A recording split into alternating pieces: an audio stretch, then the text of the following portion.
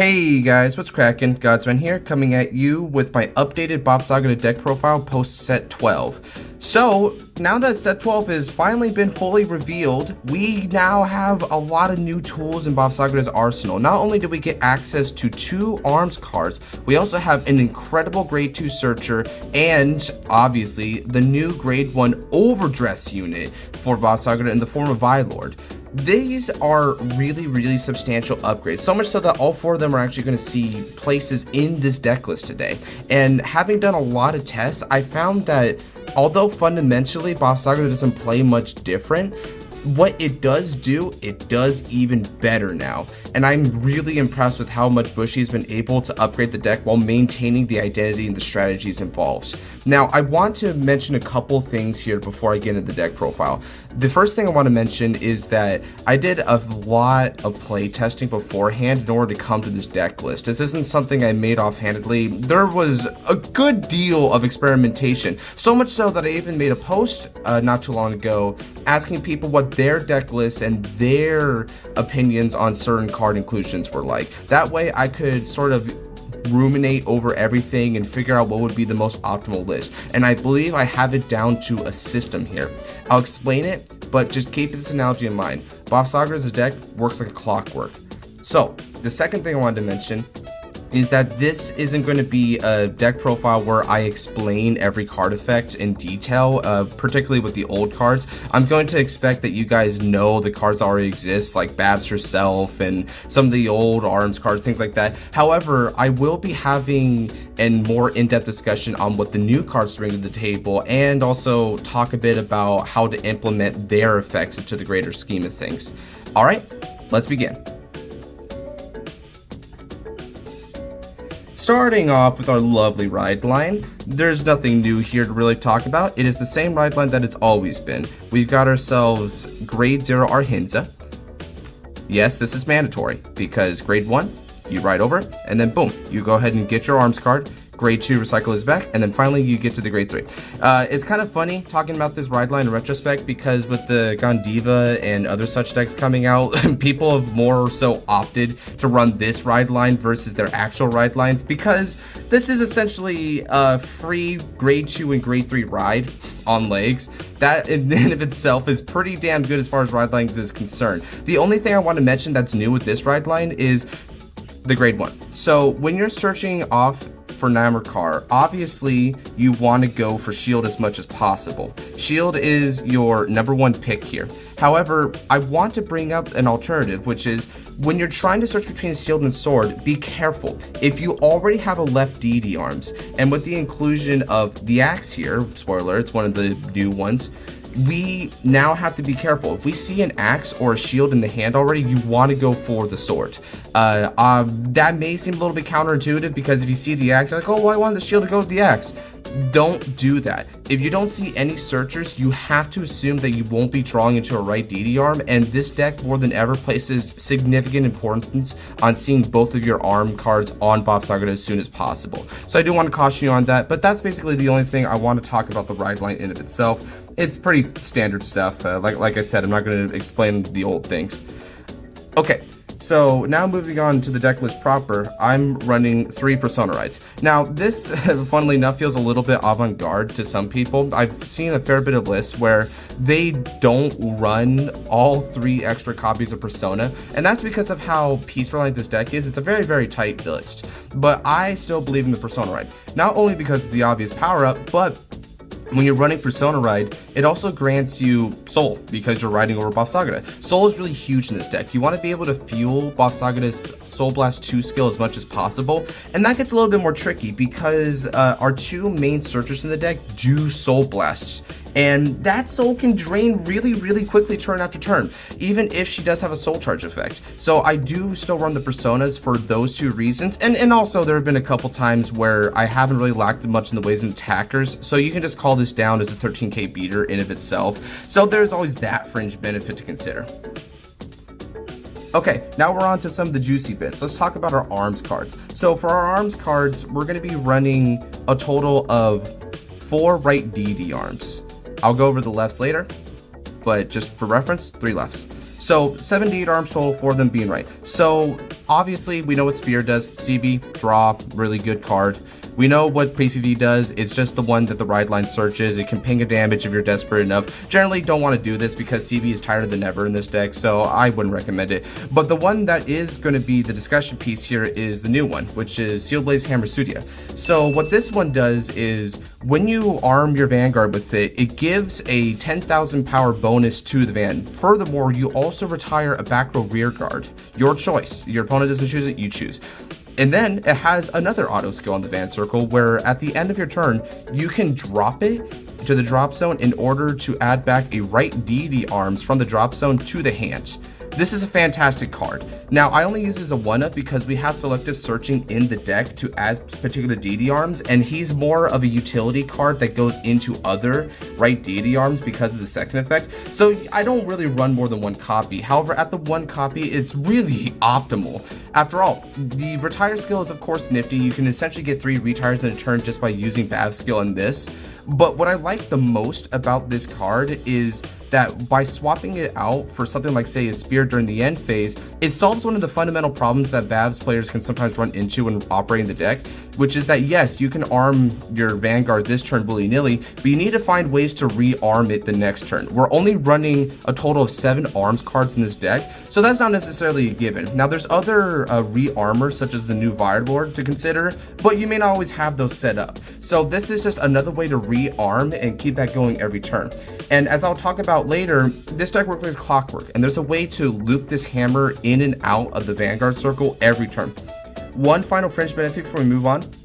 This 10k power up comes by way of an auto win arm skill. So in theory, what you can do is you can play the hammer on Bavsargra initially, right? This will give Bavsargra 10k right off the bat. But then if you arm it over with something like, say, the Spear afterwards in the same turn, the 10k will still remain from the hammer because that's not a continuous skill. But this is a continuous skill. So she'll essentially be getting 20k for the price of just rearming of the right DD arm. And I know for a fact that's why they built it that way. So do consider that little benefit if you're just trying to maximize power for the turn. But yep, that's all I got to say about the right deity arms. Spears, really good. This, just a little bit of an added consistency piece because you can search it in case you have shield. You don't want to whiff those mulligans. And then the hammer being a 1-up because it's a really good oil. Okay, right deity arms, I already briefly mentioned it before. So we have 2 axe and 1 shield for a total of 3 left deity arms. Well, I just said right there. Anyway, so the axe here has 2 skills. The first one, oh, and by the way, you can arm it for free, just like with the hammer. Neat, right? So the first skill is a continuous skill, which is during the battle your Vanguard attacks. When your opponent would guard from the hand, they must guard with 2 or more cards. That is right, fellas. We now have access to a battle door in this deck.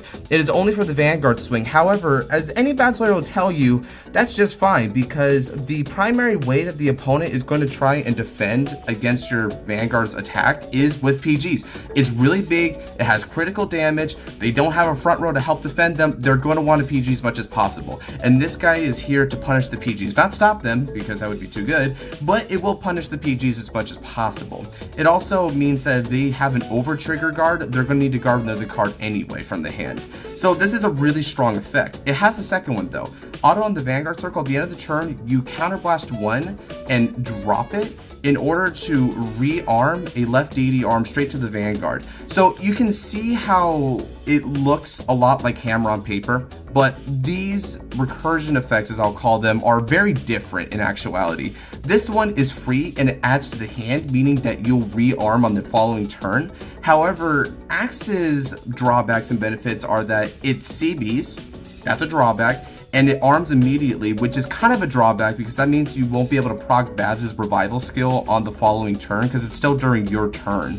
But the benefit is we have to consider that you're going to be re-equipping a shield. So you can get Battle Door during your turn, and then just in time for the opponent's turn, you'll have the shield ready in order to defend you. This is a very crucial skill there. I found no reason to want to use gun, and as you can see, it's not here in this profile there. I had no reason to want to use any left deity arm because I never wanted to give up on this 10k shield as much as I could help it. It may have not always been useful, but the times it was useful, it was potentially a lifesaver. So the fact that Bushy had the foresight to give us a card that will literally drop itself into shield in time for the opponent's turn is just brilliant. It's exactly what I want from a left deity arm. So that's why we're going to be running 2 of this guy. Strong card, and goes into the shield, and only 1 shield because you already searched the shield with the ride line in of itself. So this should be a given. You should never not have shield, either in your opening hand or from ride line skill. Alright, moving on to grade 2s. So this is going to be either really standard or really trippy, but I have 4 Kaankshati here. So Kaankshati wasn't really a 4 of in my deck. Let me clarify. It was a 4 of in the deck prior to the set 12 reveals, but once the set 12 reveals were dropped, obviously deck space became a lot harder to find. So I had cut this dude initially down to 3 and hell even a 1.2 copies, but that ended up being a judgment in error. So let me explain why this dude is still hella fundamental, a clear staple to the deck. So you guys already know the skills, but let me talk about what those skills actually mean. So he is the only card in the deck. With his first effect, he's the only card in the deck, aside from your ride line, that can selectively add arms cards. And because the ride line is limited to only shield and sword, that means if you want to selectively see your axe, your hammer, or your spear, you're going to have to do it by way of Kaankshati, because Kaankshati will literally just pick whatever one you want.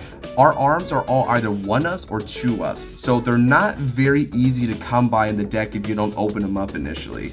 That's what makes this dude really, really valuable. Now, it is a break even, and the next card, which is the new Searcher, isn't a break even, it's a +1, but because it's insured and it gets you exactly what you need, that's a really good trade-off. Furthermore, he can end up being a plussing engine for you in like the next turn, because not only does he break even here, he gets a +1 by CBing 1 and drawing a card and putting an armed cards into soul. That was the effect that I looked over. I really glossed over that effect, but it's super important because it rebuilds the soul every turn. This is an axe skill. As long as this guy stays on the field, every turn he'll be able to put arms cards into the soul and then get more draws for you, and also a little bit of power on the side, which is always nice. But the way the deck works, you're going to be arming a lot of times per turn. Spear lets you have multiple arms. This thing is going to be adding back something, probably Spear from the drop zone. This will rearm, so on and so forth. So being able to use your leftover arm cards and select them into soul only to then just rearm your cards is a very, very good effect. Particularly what I like best about this is if you already have another arm upcoming, all you have to do is suck up an arms card, right? And then you rearm your Vanguard. She does her effect, but then you soul blast out the arms cards afterwards. So even though you select them in the soul, they're not lost in the soul. It's very easy to soul blast them out with Bavsargra's skill. That's what I really dig about this card here. So he's just a 4-up fundamental. Not only does he give you advantage, but I just do it because the amount of consistency he provides to the deck is invaluable. Really good value the more turns that he stays on the field. Okay. The next grade 2 is a 3 of the new Searcher, like I alluded to before. So, as with all these, the Searcher is going to be on the screen here for the effect. What he does is, when he's placed on the rearguard circle, you Soul Blast 1. Look at the top 7 cards of the deck, and add up to 1 each of a card with the Dress Boost ability and an arms card. You discard 1 and add 1 to the hands. The second skill is Auto on Rear. You get 10,000 power when he attacks if he's attacking a grade 3 greater unit, and if you have 2 arms cards on your Vanguard circle.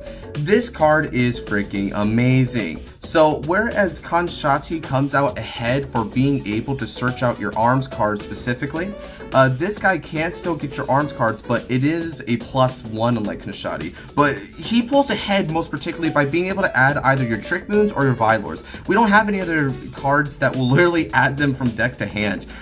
We did have a promo until recently called Shoddy, I believe its name was, that would discard a Trick Moon from deck to the drop zone, and that was good. But now you essentially have that on this guy. Sure, it's not selective like she was, but because it has the added synergy of literally plussing you cards and also interacting with the arms cards, it's just so much better. Let me mention though real quick that in addition to being a Vylord Searcher, the fact that it chooses something to add to the hand and chooses something to dump is really, really impressive.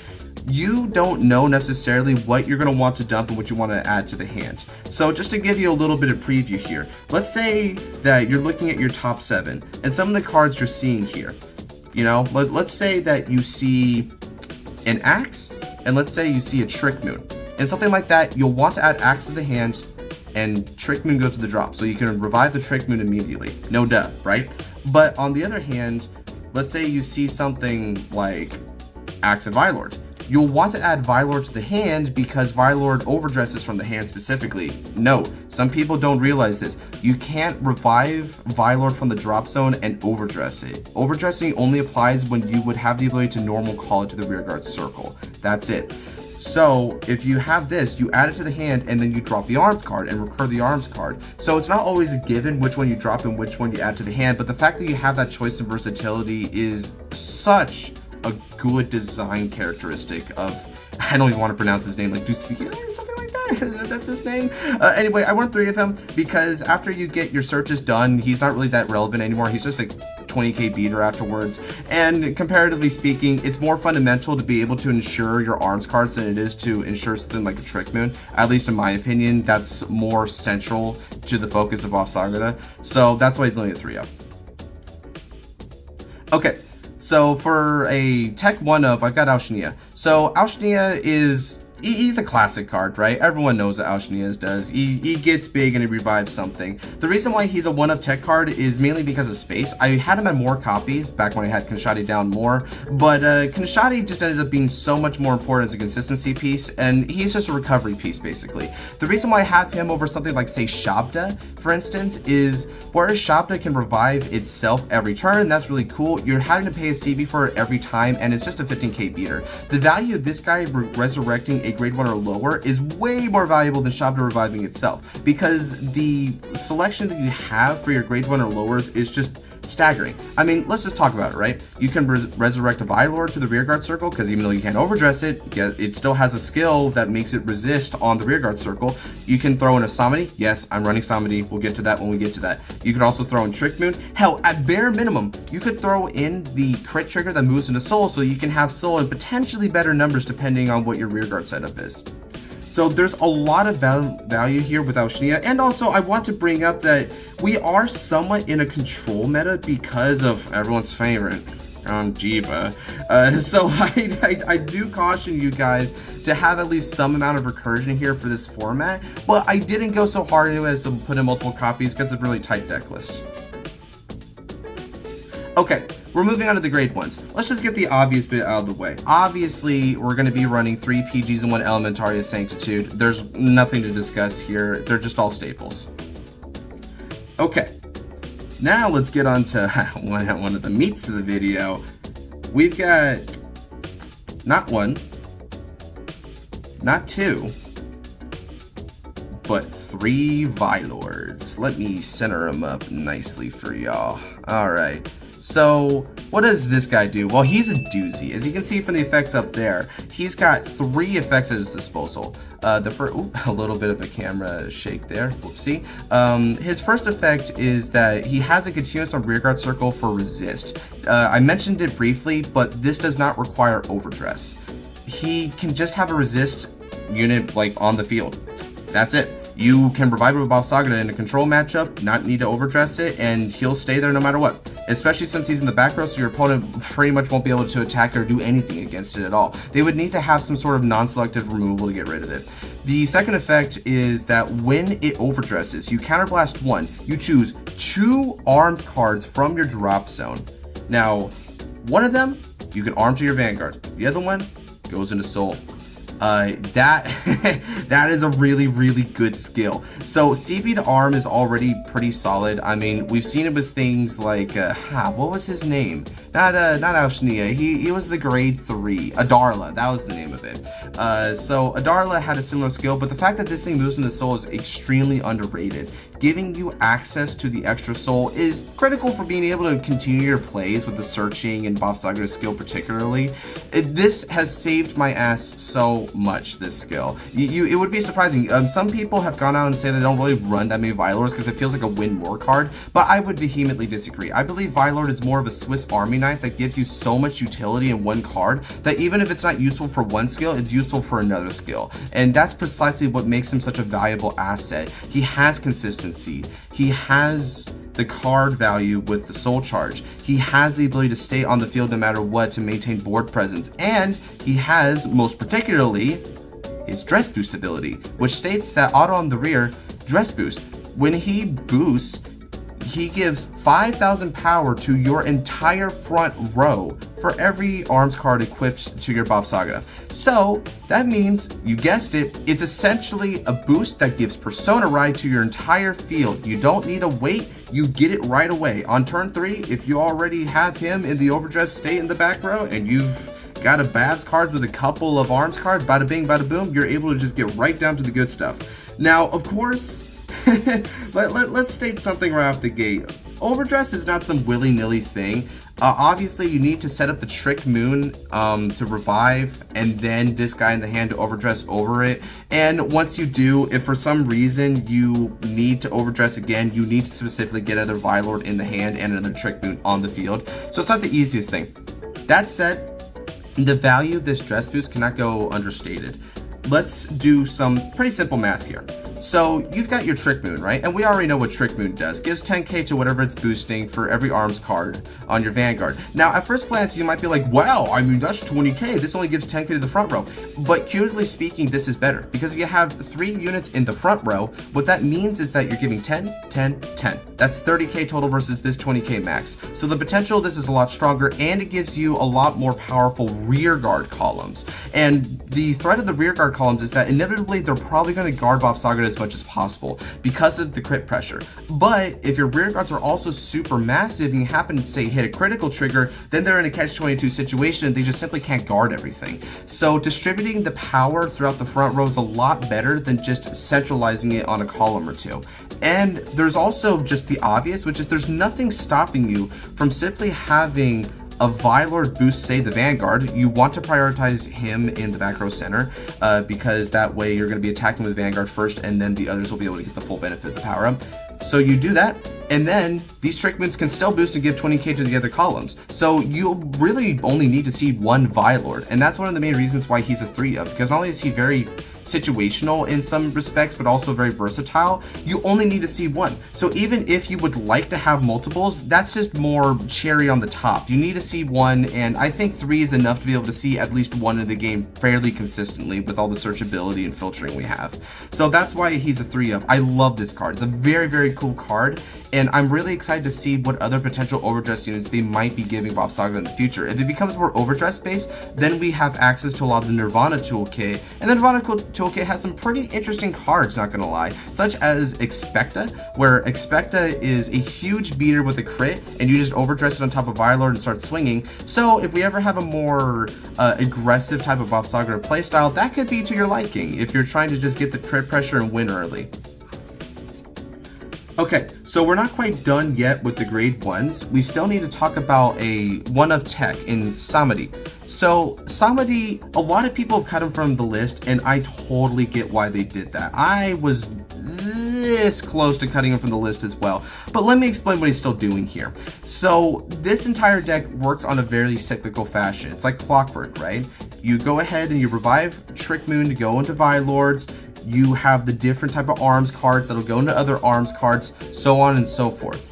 You try to get more soul charges, and then you soul blast them out, and then you recycle the soul blasted cards, yada yada. Samadhi adds to this very nicely. After all, one of the problems I had with this deck initially is there wasn't enough ways to rearm the Vanguard every single turn. The hammer kind of helps you do it once, but then once the hammer's in the drop, you have to rearm the hammer and then have another right deity arm set up in there if you wanted to keep that going. That can get a little bit annoying sometimes. Vilelords, you need to keep on specifically overdressing Vilelords because that's an only on overdress skill where he lets you rearm a card. And then from there, we're starting to really run out of options. So I opted for the one of Samadhi because Samadhi has a really good flow with the deck here. So if we take a look, right? Let's say we just have our Bavsargra out here, and Bavsargra is going to be arming cards. You know, it's kind of standard. So I'll just show you the hammer play that I was talking about before, because this is really one of the best reference points that I could do. So for the hammer play, we've got a right DDR. We'll use spear because that's the most obvious suspect here, and then we've got hammer. So you've got spear. You go into hammer. Now you've got your spear in the drop zone. This is what happens at the end phase. This goes to the drop, adds your spear to the hands. On the next turn, what you do is you put spear, you get your draw, you retire Samadhi to re-equip the hammer. Boom. Now, because you've already equipped this spear, you won't be reviving the Samadhi that turn, but you don't need to, because during the end phase, the hammer re-drops itself, adds back the spear. The next turn, the spear places itself back, you revive the Samadhi goes away, you bring back the hammer. You see what I'm going with this? It's pretty gas, man. If you see the Samadhi, you can keep on looping arms ad infinitum every single turn. You just have this self-contained system like clockwork. And it's a really, really good gear in the overarching clock. So that's why I run the 1-up. A little bit of shake there. I gotta stop knocking around the table. I gotta say, I'm a little proud, you know, figuring that out. But it's really useful being able to have this Samadhi. It's not necessary. I only have it a 1-up because of deck space. But if you really do bank on the Samadhis, I can see upgrading the copies a little bit more. You'd have to negotiate where to cut cards, of course, but it's still very valuable even as a 1-up. Okay, now we're moving on to the triggers of the deck. The triggers of the deck aren't going to really need very much explanation here, so let's just go ahead and blitz. So obviously we're going to be running crit triggers. How much? Well, just the max 8. Yeah, it's just 4 put in soul crit and 4 regular crit. Nothing really to talk about there. Put in soul crits, as a lot of you know, are pretty valuable because they will put themselves into soul, and soul's a big deal in this deck. But that's the only note I have about that. Next up, we've got access to 4 regular heals. Let me throw them out here on the field. So yeah, 4 regular heals. 4 regular heals. I opted for this because I want stability and reliability in my shield value. So even though these are only going to be a plain Jane 15 all the time, I think a plain Jane 15 all the time is better than the chance for it to just be a 10k and not really matter. I don't want my heal triggers to have the same guard value as a draw trigger. That's pretty pain pecco if you ask me. Next up, we've got our 3-up trigger lineup, which is going to be front triggers. Now, once upon a time, I really believed in the use of the draw trigger because it got you pieces and it just gave you generally card advantage. And I even made an argument in the last video where, which by the way, check it out if you want to see some previous Bavsargra lists and takes. So I said that draw triggers at 10k is pretty cool because it shapes up nicely with the shield there. But I think I was kind of being a little bit of a head ass about that because in reality, the fact that the shield exists is precisely what makes draw triggers less relevant. After all, if you're going for a draw trigger because of why all the shaking? If you're going for a draw trigger because of the 10k shield, well, you already have a 10k every turn to see, so that shield value is already present and accounted for. 20ks, however, are very valuable. Being able to guard for 20k is really useful in a lot of instances. Most particularly, I find that it's really good on Persona rights because we're getting a lot more beaters that will swing for 28 or 30, and so this can just one card deny them. Another instance where it's really valuable is if you're having to deal with a 30k guard. You know, it's usually like 2 15s, right? You can go for 2 15s, that would be your 30k guard.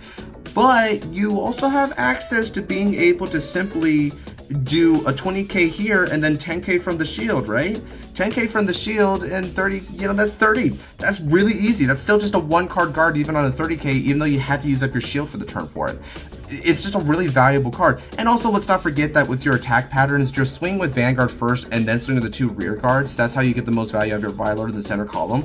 That's just optimal battle formation to try and get your front triggers worth, right? You know, you just swing Van and then boom, they're also getting the 10k. So yeah, overall, I opted for the 3 Padama. You can run draws if you want in a similar vein to how you want your heal triggers. It's just a personal preference, but I always found this to be the best way to go. And then, obviously, over trigger. the Dragon Empire Overtrigger. I know there's generics, but this one is strictly speaking busted. the only reason I've been bothering talking about is because there's a really, really funny interaction that this deck now has because of this Overtrigger, where you have the axe. So when you swing twice, you actually have the battle door twice. And because it's an over-trigger value, they're 100% inclined to PG that crit Vanguard with an extra twin drive if they can help it. And so you're going to punish the PGs again and make them run out of hand. It's freaking phenomenal. If this happens to them, their chances of winning just like goes down the drain. It's crazy.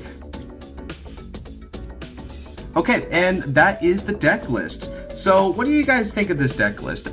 I did a lot of effort here with it, and obviously nothing is truly set in stone. This deck has a good bit of versatility in the pieces it can run, because the Bavs lineup of rear guards is fairly solid overall. They of course, there's a lot of like crappy ones. I mean, I had a starter deck, so obviously there's gonna be some crappy ones, right? But even despite that, you have a fair bit of variety in how you want to approach it. But you have to always remember the fundamentals, right? Your fundamentals is your Bavs, your fundamentals is your arms cards, and your fundamentals is your dress booster. Those are your three fundamentals. As long as you have them down and you can keep seeing them each and every turn, then you're freaking good to go. That's the only thing that I would harp on most particularly. If you can have that squared away, you are good. I don't care how you build it. You can put Kaankshati down to 2 and put up Alshnias for more recoverability. You could say that the new Searcher is just a 4-of all the time, every time. You could even say that Vylord is trash and you just want to do Trick Moon. That is fine. This is the way I did it to get the maximum amount of card advantage and power for your buck, right? The most bang for your buck really is a tough one though, because consistency can be an issue. We may not always see all the pieces we want. We need 2 DD arms, a dress booster, and also probably another rear guard or 2 on the side. And the ability to keep recycling these pieces each and every turn, which in of itself requires certain interactions and they're not self-evident.